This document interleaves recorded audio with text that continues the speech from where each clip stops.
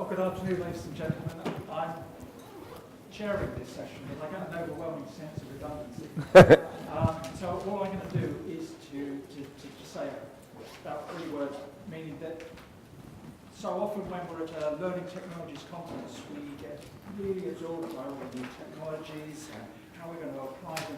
And it's very easy to forget that the whole purpose behind all this is that most of us, if not all of us, work for organisations, and we're here to make people perform better as individuals, as teams, as departments, divisions, and what have you. Performance is all, and it all has to be aligned to the organisation. But sometimes here we just seem to think, oh, I'll do that tomorrow when I get back there. Today's all about, well, whatever.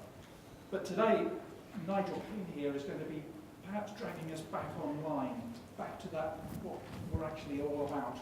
And what can I say other than, well, here's Nigel Paine. Thank you. Thank you very much. Thank you. Thanks a lot.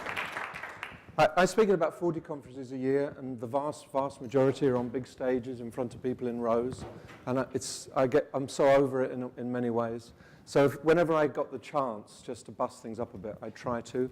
And what that means is that I want to bust up the idea that I'm going to speak for 56 minutes and then say, oh, is there time for 3 questions? Oh, very good, thanks very much, we're out of here. I can do it if you want, but I'd much rather we have a discussion. I just came back last week. I was in the US, and come in, join us in the chaos. I'm working on a doctoral program at the University of Pennsylvania, which is one of the Ivy League universities, for chief learning officers. It's unique in the world. So I was working with 15 chief learning officers from really big companies like Starbucks and IBM and others. And they're all in their 30s, late 30s, early 40s. Average age, I think, is 37, 38. And they're all obsessed with one thing. That's it. That absolutely sums it up. How can they completely transform what they're doing in learning in their organizations? And whether you're an IBM, whether someone from Google, whether you're from huge companies or from very small not-for-profits or government agencies, it's all the same thing. Because, my little first point, what got you to this point is not going to cut the mustard for the future. There are too many issues, there's too many question marks, really, over the impact and effectiveness of learning to just do it the way that we used to do it, with the kind of people, with the kind of mindsets that say what we did last year, we get another catalogue out. Oh, 14% more people accessed our online offering than they did last year. Who cares? It's about maximizing the impact on the organization. And if you went to David Wilson's session, eLearnity session on academies, David said 2 really interesting things. The first one was that if it's not owned by the business, if it's an HR or a learning initiative, it's going to fail. And if you're not focused on making the lives of people who work in your company or in your organization better, easier, it's going to fail.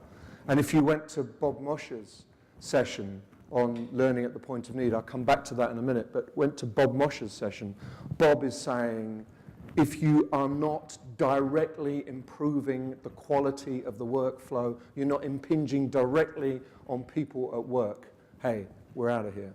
And he's doing all sorts of things in all sorts of companies all around the world, including BP, I think. Nick, is that right, Bob Mosher? I think he's doing some stuff in BP on exactly that. So I don't care what anyone says. This is the reality, that we're in this, I think, huge transition. I think there are wonderful, wonderful opportunities. I want to share some of those ideas with you and just talk to you about getting a fixation on maximizing the impact. And it's not about money, it's not about the number of staff. You can do it with one person with no budget. I wrote an article on no staff, no longer any staff, no longer any budget, threat or opportunity.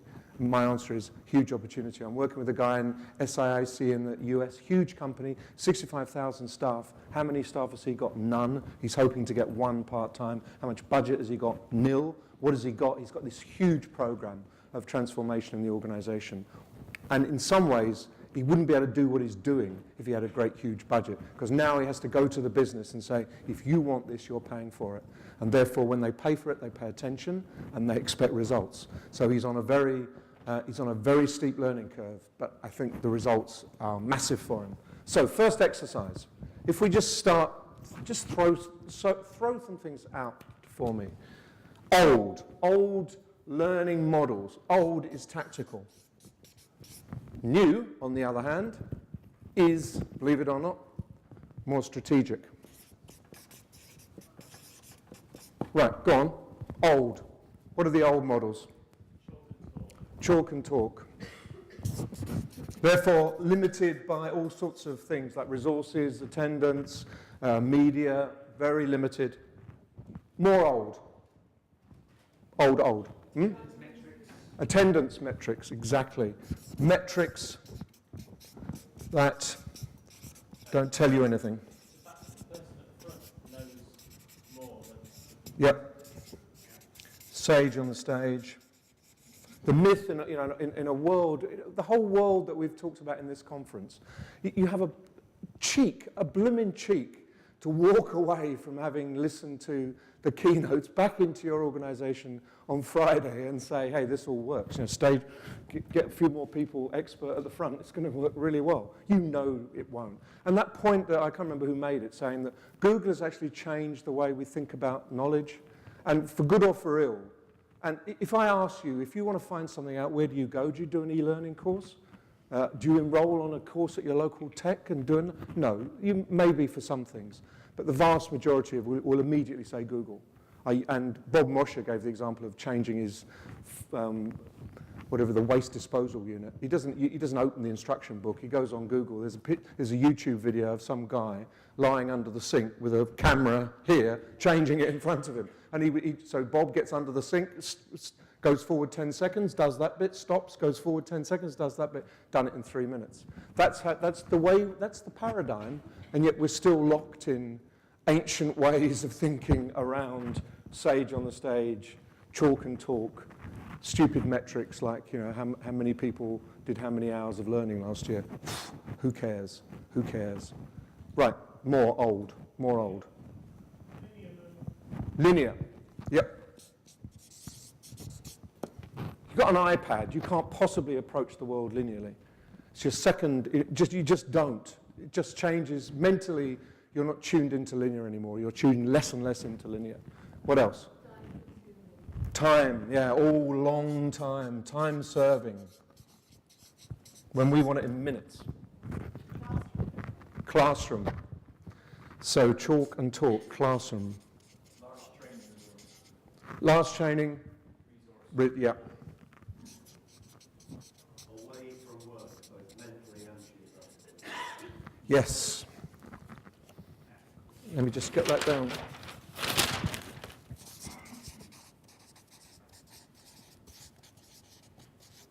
Separation from work. There's learning and there's work, and the two hardly blend. One size fits all. Yep. Yep. A couple more. Catalogue, yes. The catalogue. The fantastic catalogue. Yes, massive opportunity cost. Push all those people all around the world to do something that no one knows whether it works or is effective or useful or anything else. All of that. We're done with that, aren't we? You get the point that this stuff is increasingly unacceptable. And all those people who say that learning and development departments are dead, that J. Cross's article, smell the coffee, we don't need you anymore, is rubbish. I don't think that's true at all, but we don't need people who are locked in this model. We need people who are thinking in new ways. So let's just try and find out, what is new then? What is new? Strategic. Coaching. Yep. Coaching, mentoring. Approach. Incredibly cost effective. Every study that's ever been done on coaching and mentoring proves it's effective. And I don't mean just, I talked to Nick yesterday and he told me it was great. I mean serious longitudinal studies with thousands of people. The documentary evidence is out there. I can share it with you if you want. And it proves that it works. It absolutely proves it. Not a lot of other stuff has got such strong indicators of effectiveness, particularly when it's coupled with other inputs. So it's not your only resource. But that gets you from A to B in a way that other things don't necessarily. So yes, what else? Go on. Business engagement, instant. Yeah, both of those are incredibly important. When you need it, and certainly business lock-in. Yeah, where, when, how you want it. Absolutely, when, where, how you want it. And, yep. People building their own resources. People coaching each other, mentoring each other. And companies that have set up informal learning networks have taken off. Google, I don't want to go on and on about Google because it's really boring, but I thought this was really interesting. They've got their personnel database, like we all have, which you can alter in Google. In the BBC, long before Nick's time, when we were there, when you wanted to change your address or your job title in the BBC, you filled in a form and you put it in the internal mail and you sent it to the people who managed the personal database. And they were running about 3 or 4 months behind because they had a pile like this and they worked through them. Come and join us. And they worked through them one by one, day by day. And of course, as the pace of change accelerated, by the time they got to the bottom, you were already 2 jobs. So there were people that have 3 pieces of paper in this thing. Obviously, now, log on, do it yourself, which is what Google have always had. What they did was they made 2 changes to that database. Change 1. I consider myself an expert in. And free text. You say nothing or I can do this, this, and this. Second change. Willing to mentor, tick or not. Willing to answer the phone. Willing to take a phone call, on, tick. Now, that is such a trivial thing. Anyone could do it. The result was absolutely transformational. All of a sudden, the organization started talking to itself across boundaries. And enormous amounts of informal mentoring just started by people saying, I'll tick mentoring, I'm not sure about it, there's a bit of a guideline here, but I'll see what happens.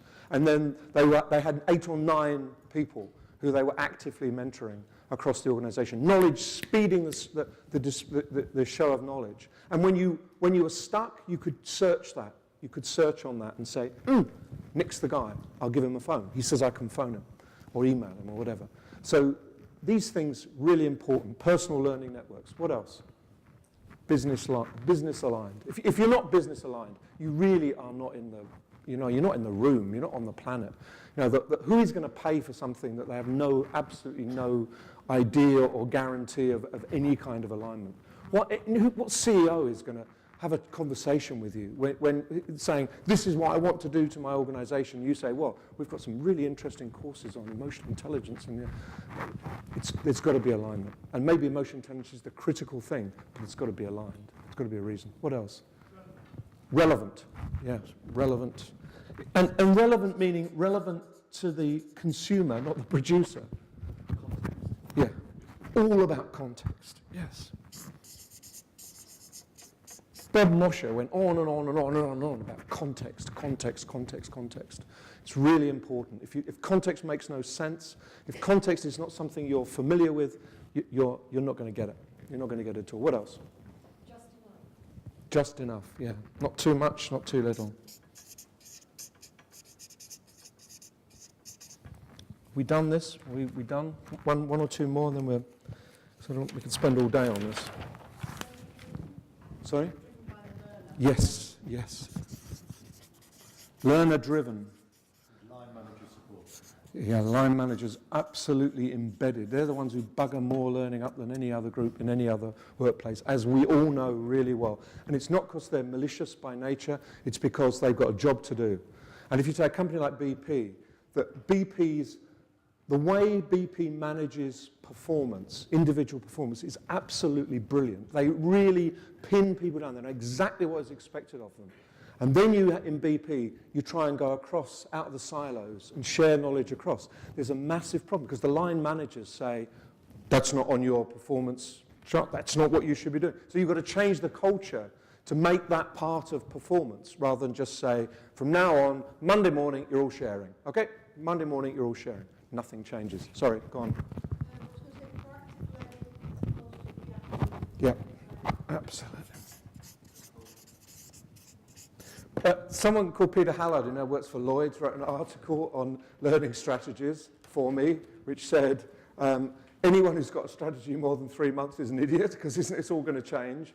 And then he said that his ambition was to make learning like Tesco's, because Tesco, they use the club card. They know exactly when people are going to want something before they want it, so that they manage that, because they profiled sales and patterns of sales. And he's saying, that's what learning has to be in Lloyd's. You know, we're not talking about somewhere funky. We're talking about Lloyd's Bank. So that we are anticipating the needs ahead of the game, so that when they're ready, we're ready.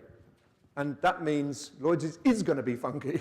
It's going to change. If they can deliver that, they're going to change everything, because they will have people empowered before they even know they need to be empowered. It's absolutely true. Anything else? Stop? Good.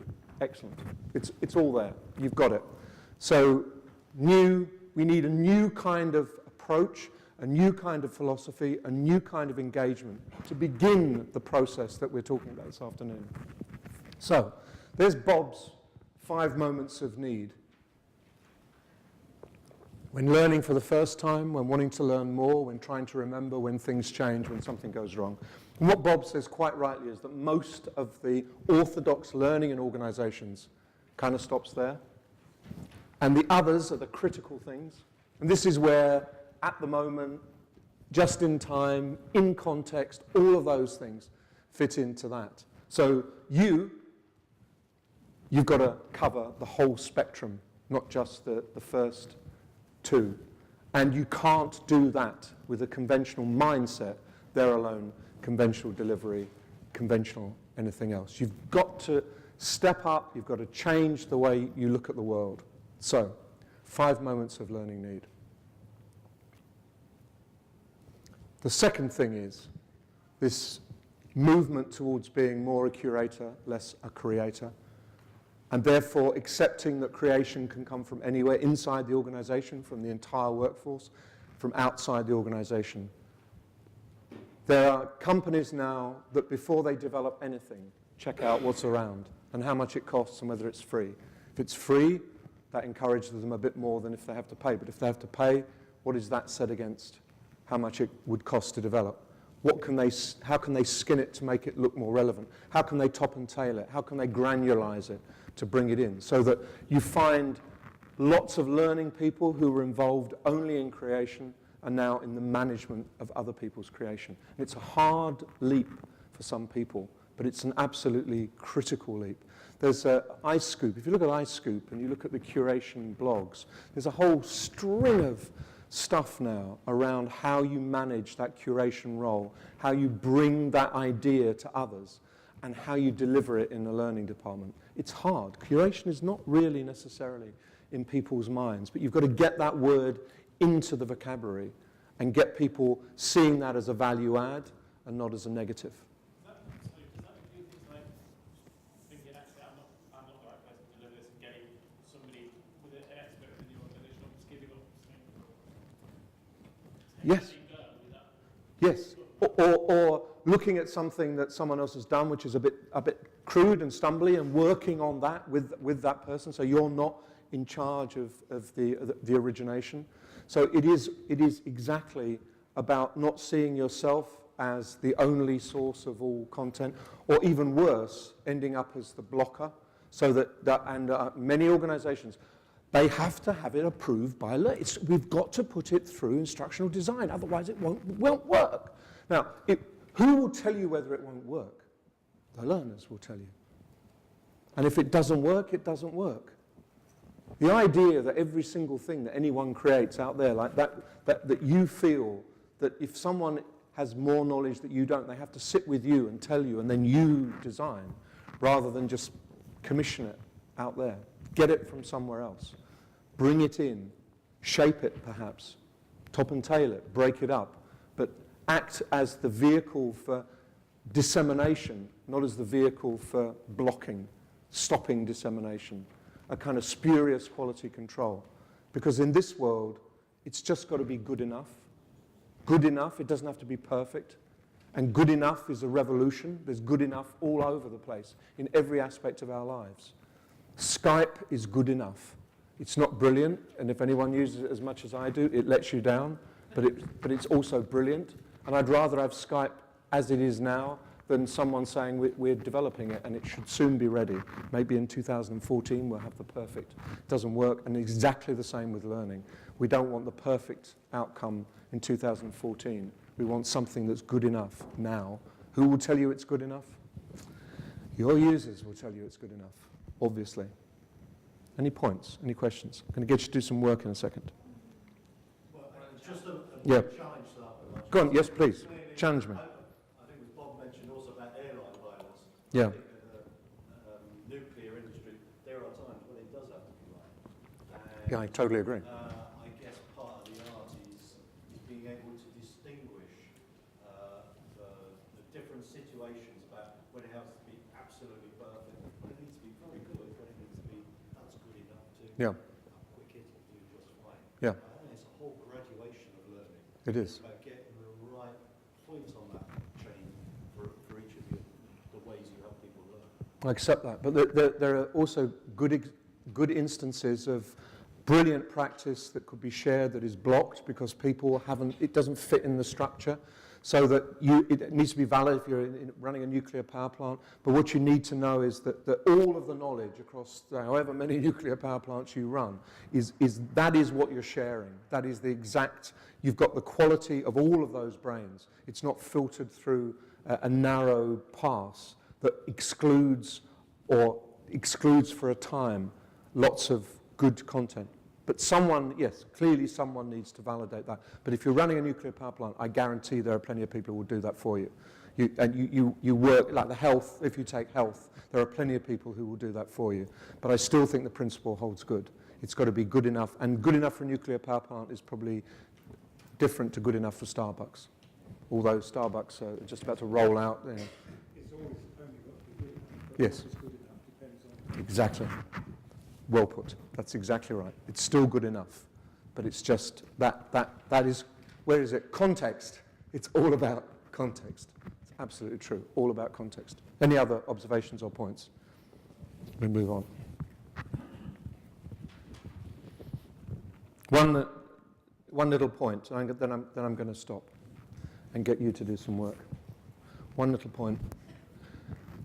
We've gone from the power of knowing and the power of knowledge and the fact that knowing was pretty much what it was all about. I think if you want to do it by decades, you could almost do it 80s, 90s, noughties. Knowledge was a value in itself in organizations. Then we got into competence. Competence was absolutely the key, and still we're rolling out competence frameworks, and we're obsessed with building competence profiles. But there is no guarantee that just because someone can do something, they're going to do it. Just because I can demonstrate to you that I can do that no problem, doesn't mean when I get back in the workplace, I have any intention of doing it. So you've got to get to the third level, which is being, behavior. The only game in town is behavior. And Marshall Goldsmith, whose book cover I showed you at the beginning, what got you here won't get you there.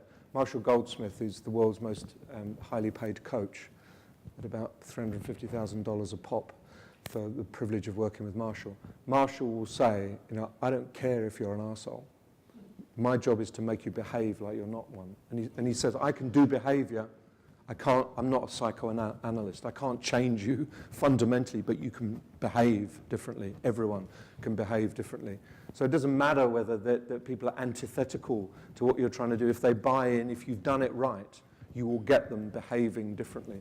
But that takes time, it takes repetition, it takes support, which is why coaching, mentoring, follow-through are really important. And if you've read Cal Wick, it's a nice name. His name is Cahoon Wick. Cal Wick, American. 6 points of learning. And the middle one is actually the learning event, whatever that happens to be. So what he says is for learning to be effective, there's preparation, there's learning, and there's the afterthought as well. There's the process of reinforcement. And that's at least 6 months. It's never, even if the instant of learning, you've prepared people for that instant and you make sure that they can do it and you support them in doing it as you go through. And I'm just going to try and jump. There is one other thing I want to just show you for a second, if I may, if I can do that. I think it's just coming. Then we really will stop. It's this is Reg Revens. Reg invented action learning in 1973. It's from the book. And this is what he invented, really. And it doesn't look much, but I think it's influenced me for 20 years. What Reg said is that learning, which is L, is product. It is whatever the learning is, plus Q. Q is questions, or interaction, or practice, or doing something in context. And I added in, or other people have added in as well, plus action. You've got to be able to, you do it, you practice it, you debate it, you understand it, you begin to behave in it, and your actions will define whether you've got there as a lot. It's such a simple little formula, but most of us kind of give up at the P. Learning equals P, and learning doesn't equal P. It at least equals P plus Q, but it probably has to have P plus Q plus A equals learning. That is what matters. So, if you take all of the things we've just debated, and we'll pick up on something quite straightforward, like onboarding, people coming into an organization.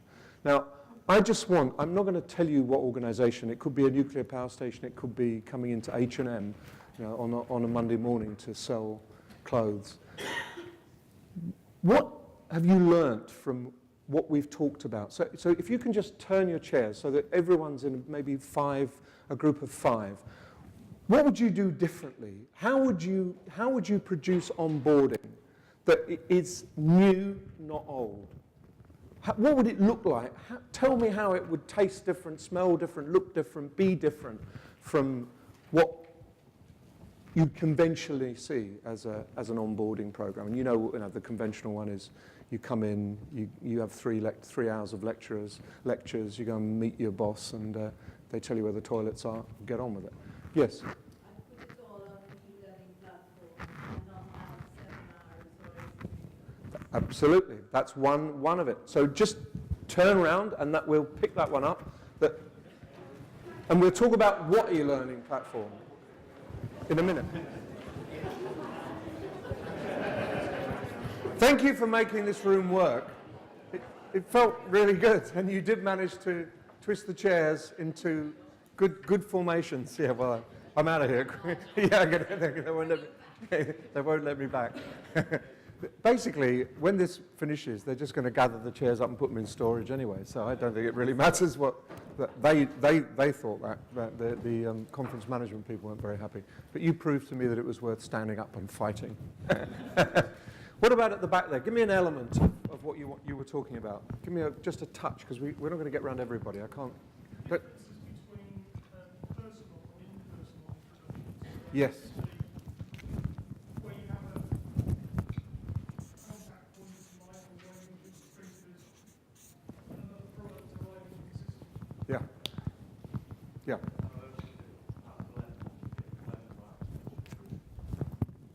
Yeah. And what is the blend between?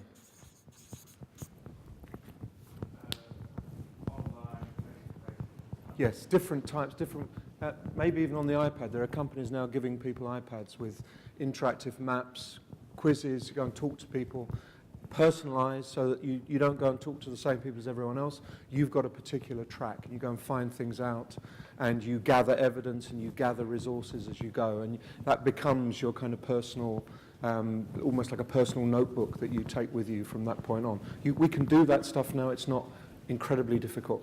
What about down here? What did you think? I think you really want to avoid putting any information. Yeah. So it's all about finding out, discovery. Yeah, but no, Yes. Yes.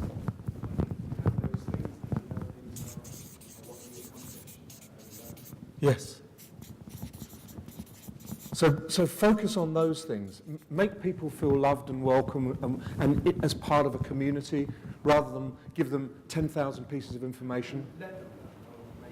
Yes, yes. Let them pick up the stuff that they need to know to survive rather than give them. Most people who've been through a conventional 2 hours of lectures on, what do you remember when you walk out of it? Absolutely nothing or virtually nothing, apart from where the toilets are and how you claim your expenses. Most people really, really remember that, but nothing more than that. Yes, so and how would you build that sense of community and identity then, rather than...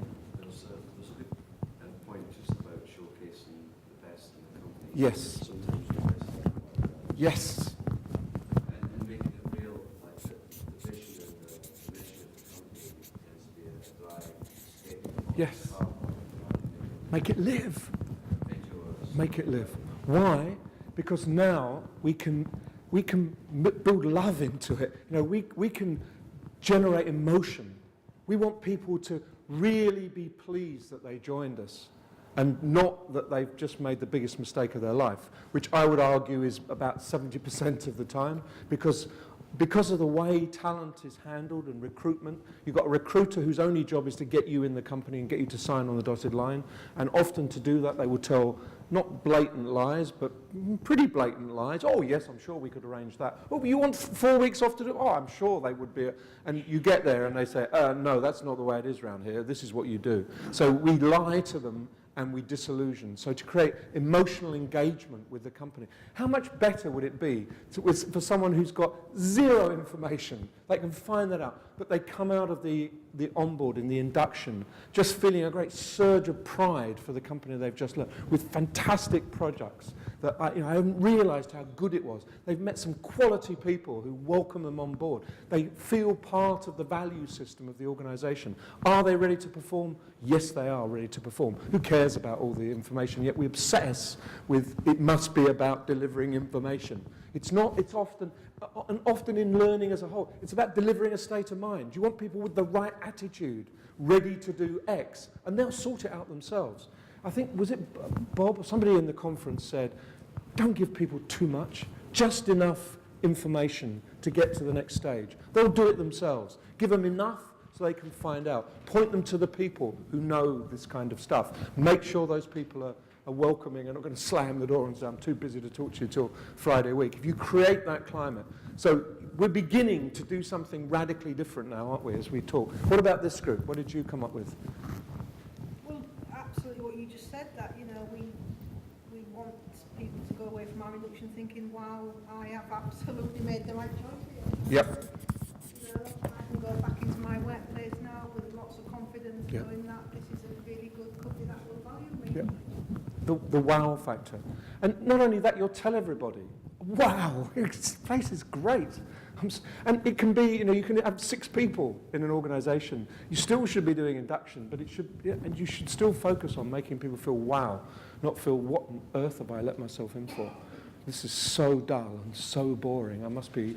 Linked to that, there's just very quickly something we've been asked to do, to develop some standards training for some stuff. And just really just realised that this isn't absolutely the completely wrong thing to do, and it's more about, it's just sort of thrown out of the, so sort of thought, I think really actually we need to do something completely different than that, and fight back against that request to us really. I think, because of that very thing, it's hearts and mind stuff, state their mind rather than telling them everything. I think so. I just think, if you think of yourselves as human beings, how you would prefer to be treated and how you would prefer to learn. There was one session in the conference where it was about a nurse has to do 22 compliance e-learning courses compulsorily every year, and then every year for the rest of their career. And someone asked a very simple question, and what effect does that have? Well, it would be, I'd be out of that company, I'd be out of that organization. You couldn't do anything on the LMS except compliance for 6 months till you kind of proved yourself, and then you could do compliance and a little bit more. And you had to be 2 years before you could do anything that wasn't just completely job related. That's not the way to build wow. It's not the way to build loyalty, and it's Nick's total information overload. Now, God knows, how much would you remember of 22 e-learning compliance courses? Very little, I would argue. And would that make you do anything differently? Possibly not. Maybe even more dangerous at the end of it than you were at the beginning. Go on. Go on, Stuart, sorry. That's not even for the benefit of the person doing the training, is it? No. It's for the benefit of somebody who has to fill in the form. It is. Keep the Absolutely. It's all about, keep everyone happy. But I would argue, this group would certainly argue, you can do both. You can actually keep the lawyers happy and create a good experience for people. I think so. Go on. Sorry, I interrupted you. Basically what you said, to keep lawyers. Yes. It is to protect the company, not Of course. to change the performance of the staff. Exactly. But, if you're in learning, would you get into that contract? Would you kind of do a deal with the company and say, I'll just keep the lawyers happy, I don't give a toss whether it does anything, but we'll all be all right, legally.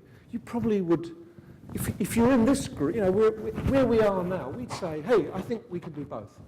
Let me come back to you and I'll tell you how we can do both. Try and do both. Yeah, and in this die trying, let's die trying, sorry. People at that end of it aren't bothered about piece of paper and certificate either. It's people in the middle that have to manage the risk of it. Yes. We do, I do regulatory training quite a lot, and the regulatory agency absolutely get a certificate means nothing.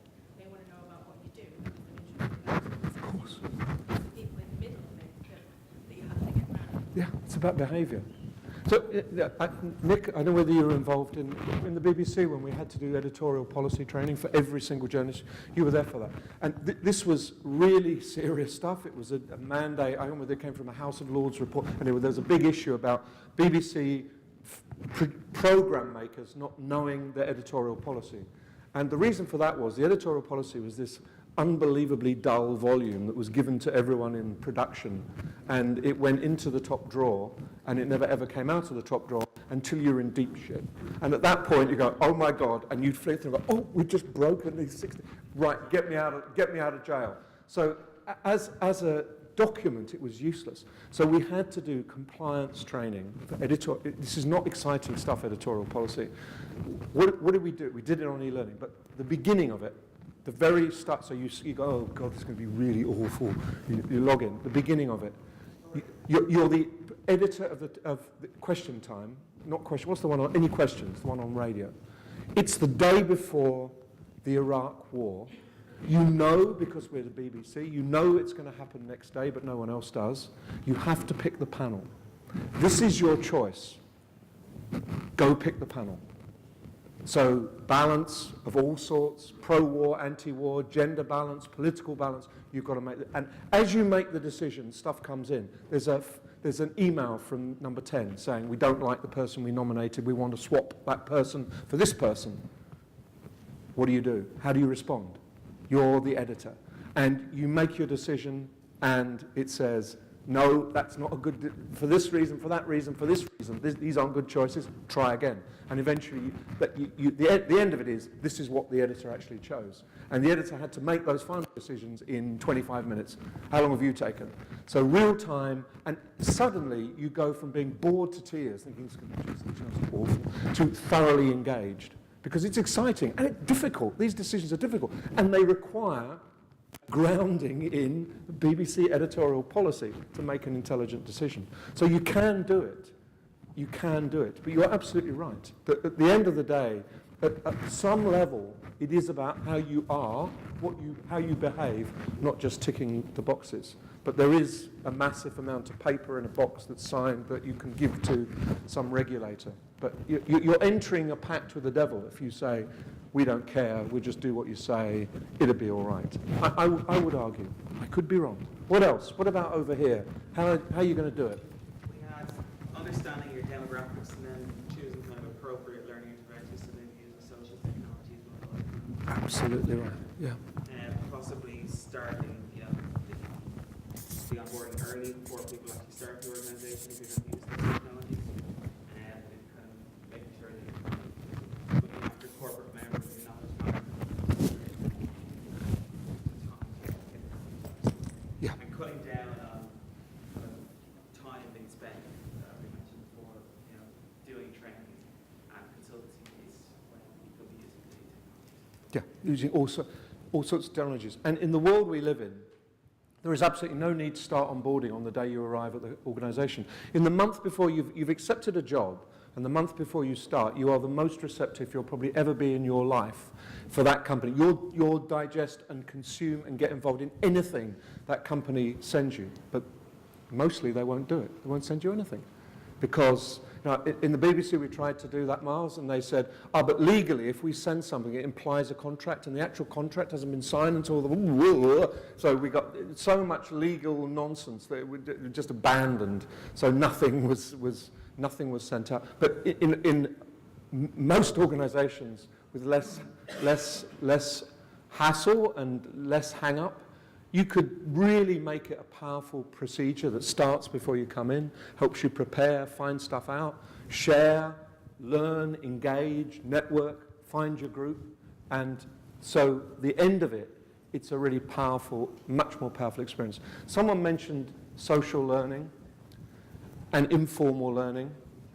Why would you not use those things? When they're everywhere, everybody is using them. And if that means that you've got to open, you can't do it internally, you can open a Facebook group, and you can have a LinkedIn group, and you can push information and say, Darren, meet Paula and meet so-and-so. They're all going to be starting on the same day. Get to know each other before you begin. Tell them about yourselves. There's all sorts of things you can do. Fora that you can pull together that allow that process to be easy and more attractive and more exciting. Knowledge sharing, you can get, what do you all know? Why does Paula know? What do you know, Paul? Do you know about this? So-and-so doesn't know about. Let's just start already. You tell us what you can bring to this organisation. Share some of the things that you've done. We'll pass that round to a group. There are ways in which you can create conversation and engagement, and you can create something really dramatically different from 3 days of lectures by the health and safety person, and so on and so forth as you go through. And it doesn't matter what, you can be Lloyd's Bank, it doesn't matter what sort of organisation you are, you can still make it dramatically exciting, even if there are issues about the kind of information that can pass through the firewall. There are ways of doing it now that are cheap and easy and exciting. What else? What else could you do? What else could you do? Is that it? We done it?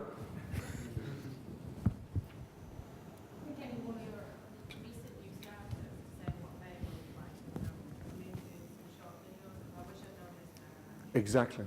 Just go round 10 people who started 6 months ago and ask them, what did you wish you really knew? Get your new starters to post stuff saying, I'm really excited about coming in this company. Boom, boom, boom, boom, boom. So they've got their faces are known a little bit before they actually walk through the door. All of that is trivial. And if you haven't got a video camera, okay, go to YouTube, press self-video. It will use your webcam. You can make your own video in 30 seconds. You can upload it to YouTube for nothing, and you can send the link. So there are ways of doing this which are so simple that I can't believe there is no one who is able to create any kind of video content. Use your iPhone. iPhone now creates HD content, and you can blow it up on a huge, great television. It still looks fantastic. It is amazing. And if you insist, you can even hold your iPhone there and talk to yourself if you can't get anyone else to do it for you. There are ways in which you can use that technology, short, sharp, interesting snippets from inside the company. The person who you're going to meet, say, welcome, my name's, I'm going to be welcoming on you on day. You can do all of that stuff. So you've got faces to names and got a little bit of background information, all of that stuff. What were you going to say? Come on. I think... Give us 12 then. First of all, you need to introduce them to your way of learning as you start. So yes. Give them a blend of not only yes. social context, yes. then actually introduce them to another aspect of the organisation. Yes. Go, oh yeah, this is really good, I really like this. Yes. It won't be for everybody, but at least at the first instance, yes. You're used to that way. Yes. You're showing them it's exciting, it's yes. it's different, yes. and they can then be energised yes. by other learning things coming in. Yes, you're modelling the future. You know what I've done? I've forgotten to use the microphone. You're going to curse me now. We're supposed to pass the microphone around, or I was supposed to repeat everything. What I'll do is I'll do a piece to camera and I'll bring it all together for you if you like. I really am sorry. That you put it on the table right there for me. So, open admission, complete incompetence. I apologise. because I knew I can do, but I wasn't behaving like that. Exactly. That is a perfect example. I can do this stuff. But on this occasion, I chose not to. It's because it's not in my, it's not locked away. So I've learned my lesson. I've got it in front of me now. If anyone wants to say anything, we get at least the last remnants on. So model in the introductory experience the way we want you to learn from this point onwards, the way we want you to behave from this point onwards, the values we want you to absorb from this point onwards. It's a fantastic chance, and yet virtually no organisations do that because they focus on, like Nick said, give them loads of information that they won't remember anyway. It's not the way. Has anyone had a massively successful onboarding experience? You have. Good. Which company? Excellent. What did they do that was great? Oh, I'm going to give you this now. Hey! So I nearly forgot again. It was going back to the 90s, and I worked in a team of 6, and what they did is they divvied up different areas where I could contact that person directly. So one person looked after extracurricular activities that I can do. One talked to me about the local area where I can go for drinks and where to eat, and some other more formal stuff. But I had a named person that I could speak to, and we had weekly conversations just to make sure that I was kind of part of the team already. Yeah. So that I found it to be really successful. Thank you. So, ticks a lot of those boxes. Personal, focused on getting you into the organisation, sharing its values and its approach, making you feel welcome, not showering you and drowning you in information. And all of those things that you talked about can now be put online or be done in a different way. It doesn't have to be necessarily a face-to-face. It can be, or it could be a Skype or a synchronous, but it could also be done asynchronously. There are all sorts of ways you do it, but the spirit of it is the key, isn't it? It's the approach, making it personal, making it work for you, and making you feel really enthusiastic about the organisation you just decided to spend a few years of your life with.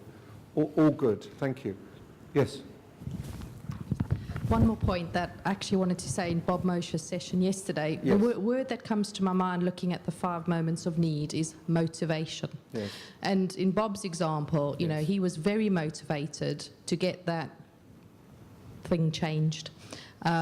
Because he needed to do it. But when you're in a corporate organisation and you're forcefully having to do steps 1 and 2, because you are having to force some level of knowledge down people, and their motivation to want that knowledge is much, much lower than the 3, 4, and 5. Because if something's going to go wrong, I'm going to want to know what it is I need to make sure that ain't going to happen. And it's that push-pull issue. And Yeah. I think it's easier to get 3 and 4 when the person's more motivated. Yeah. But 1 and 2, not so easy because they won't actually be motivated. So 1 and 2 don't sort themselves out. I don't think that's Bob's point, and if it is, he's wrong. That isn't the point. That there's a huge amount of work to be done around here in making it exciting, accessible, flexible, as much as you need at the time. And when you want to extend that's kind of motivation. When you want to learn more, that's usually based around motivation. But you're right, when something goes wrong, this is the moment, and you're really there for them. But unfortunately, this is where we kind of rely on talking to someone next to me. Or what do I do now? I'm really stuck. The system just fails at these points. Okay, let me just carry on a little bit. Yes, 5 minutes. Okay, we've got 5 minutes. The last points. This is where it's going, I think. That's the future. Collaborative, conversational, collective. So that we can share, but we can share in a way that resonates and that helps us build the kind of teams that are going to help the workplace. We all work in teams. We need to learn in teams. A huge amount of learning still is done individually. You're sitting in rows, you're at the desk, you're taking your own notes, you never share anything. So that is where all of this social learning, movement, informal learning, the 80-20, they're all pushing us towards a more collaborative, conversational and collective future. It's incredibly important, I think. And this is important as well, just this I've talked about Reg, about this. This is from a blog by Harold Jarsch. I really like this. It's such a simple thing, but it's hugely important. What Harold said is that we all know about work teams. There's no one in this room who is not in a work team, unless you're a kind of sole graphic designer, and then you're in a virtual work team because you're working for somebody. Everybody does work teams that are structured, that are formal, that we all know about. The problem is that because they're so structured and so formal, breaking out in this direction is hugely difficult in organizations. And this is the way to go. You need to be a part of a work team, a part of a horizontal community of practice. So you're sharing your areas of expertise and knowledge, you're learning new expertise and knowledge in your area. But you also need, sorry, I've done the wrong one again. You also need to have your external networks. Most people are fired for having external learning networks or minimized or demoted or treated badly. This is not a good career-enhancing moment. That you're at this conference, there are a whole bunch of people really pissed off that you're at this conference. Saying, why the hell did she go and why didn't I? I'm really fed up. You know, part of your job to justify being here is that this is your external learning network. You've got it, share it, go back, pull the good stuff, put the big points out. There's, again, Nick's gone, but in BP, there's a woman who works for BP in the US, and when she comes back from a conference like this, she writes a little paper saying, this is what I did, this is what was interesting, this is what BP could do with it. This is what I did, she does it for all the various bits, and people amazingly take this up. They look forward to those reports. And she says 30 or 40 things have happened in the company as a direct result of her sharing and not just hoarding knowledge. Yes? Brilliant. Yes. Yeah. So you've interviewed other people or it's all you? Bit of both, yeah. Yeah. Yeah.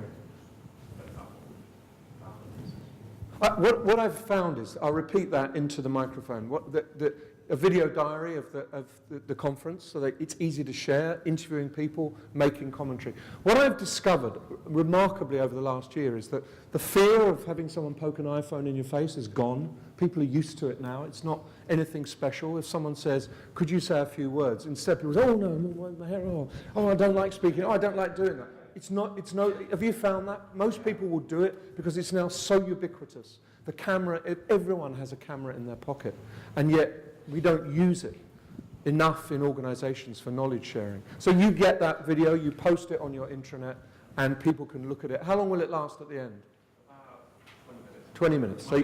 So I would split it up into 3 bits maybe, and you could headline each bit, and then people have got... Yeah. Simple, straightforward. A classic example of making the external learning network feed into the community of practice, feed in and strengthen the work teams. So this is a movement upwards and downwards in organizations. And if all organizations did this, they would be sharper, smarter, more powerful, more effective, more motivated staff, people feeling more connected, people feeling less like they were losing touch, and particularly for learning. And one of the, I work with hundreds of learning teams all over the world. There's this terrible fear that without that network, you're kind of missing the boat. It's all happening over there somewhere. And it's a good feeling to feel that you're not missing the boat. I'm going to stop on this last slide. So, it's about patterns, maintaining connections, helping diversity of view, sharing, using your social networks and your informal learning and your knowledge management. And genuinely, you can create a learning explosion in your company. And I wrote 3 articles for the Learning Technology magazine, imaginatively titled, How to Build a Learning Explosion, Parts 1, 2, and 3. 3 is in your big fat guide, the other 2 are online. It was great talking to you. Thank you so much. I'm delighted to have been with you. Thank you.